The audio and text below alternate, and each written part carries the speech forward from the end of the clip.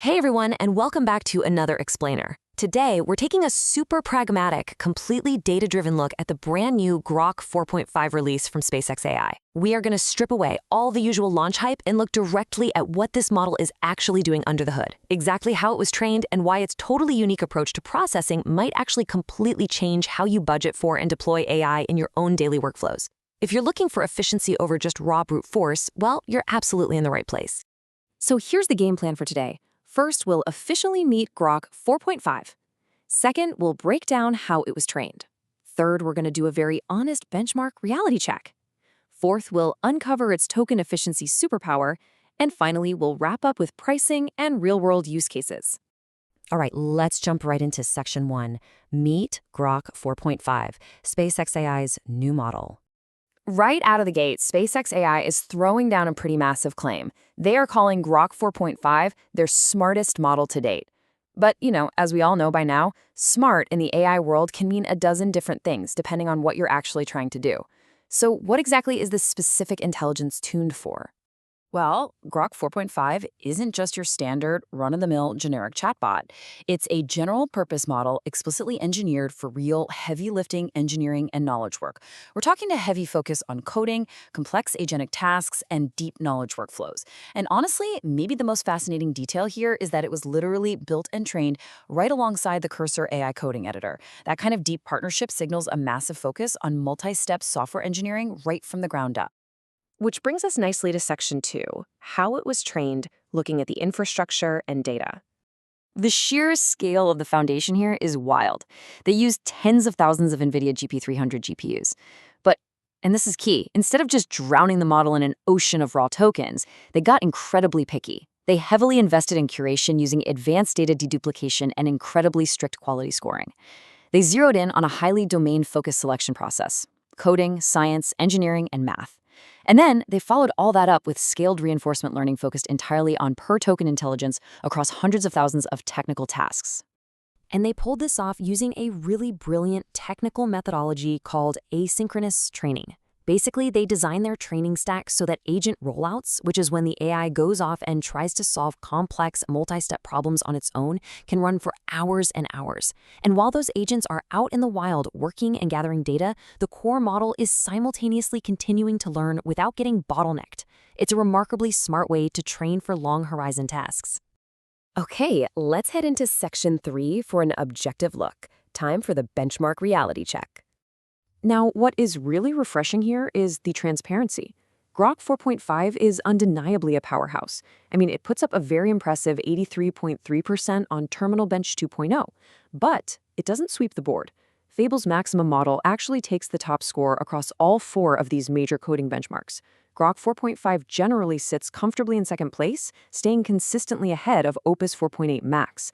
But we aren't here to declare some absolute winner just based on raw benchmark numbers, because as we're about to see, those raw scores, they only tell half the story.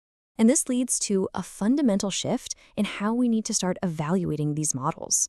The smartest AI isn't necessarily the one that talks the most or generates the absolute longest, most exhaustive response, right? The smartest AI is the one that can reason through a problem and actually solve it in the fewest possible steps.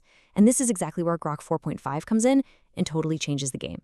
Which leads us to Section 4, and honestly the most exciting part of this entire explainer, the token efficiency superpower. Get this. On the SWE Bench Pro benchmark, which is a brutal test of a model's ability to resolve real-world software engineering issues, Grok 4.5 successfully resolved its assigned tasks using an average of only 15,954 output tokens. Now, let's immediately contrast that number with a major competitor.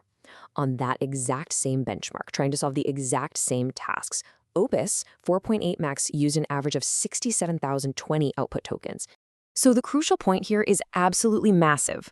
Grok 4.5 is using roughly 4.2 times fewer output tokens to get to the exact same resolution. It is literally solving the problem in under half the number of steps. It is not brute forcing its way to an answer by just generating endless rambling lines of thought. It's being highly precise, deeply efficient, and getting straight to the point. And the performance perks of that kind of efficiency are a total game changer for developers. Because it's generating fewer tokens to get the job done, and it's being served at a blistering 80 tokens per second, you're getting substantially lower output latency per task. You aren't just sitting there waiting around for the model to finish a massive monologue before you finally get your code fix.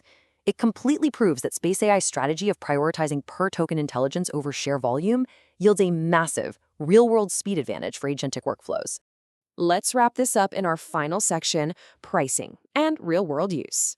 Because efficiency translates directly into cost savings. Grok 4.5 is priced incredibly competitive. We're talking just $2 per million input tokens and $6 per million output tokens. And remember, because it uses up to 4 times fewer output tokens than some of its competitors, that $6 stretches incredibly far. You're paying for less output because the model is just more direct.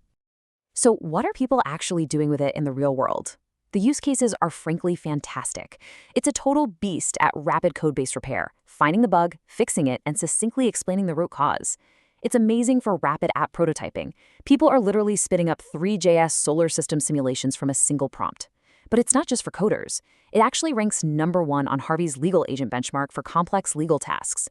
It can build multi-sheet Excel models that actively pull in live web research, and it's fantastic at documentation, turning a basic outline into full slide decks and Word reports effortlessly. And SpaceX AI is making it super accessible to try out right now.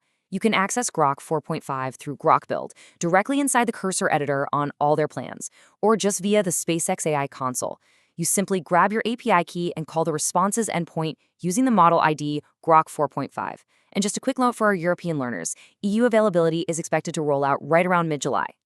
Which leaves us with this final thought. We are clearly entering an era where top-tier models are all highly capable, but the way they achieve their results is becoming vastly different. So as you start building your own AI applications and managing your own budgets, you really have to ask yourself, as these models evolve, are you going to prioritize the one that simply hits the highest raw benchmark score? Or will you choose the one that offers the sheer efficiency and speed of solving problems in fewer steps? It is a pretty fascinating paradigm shift. Thanks so much for joining me for this explainer. Keep learning, and I'll catch you on the next one.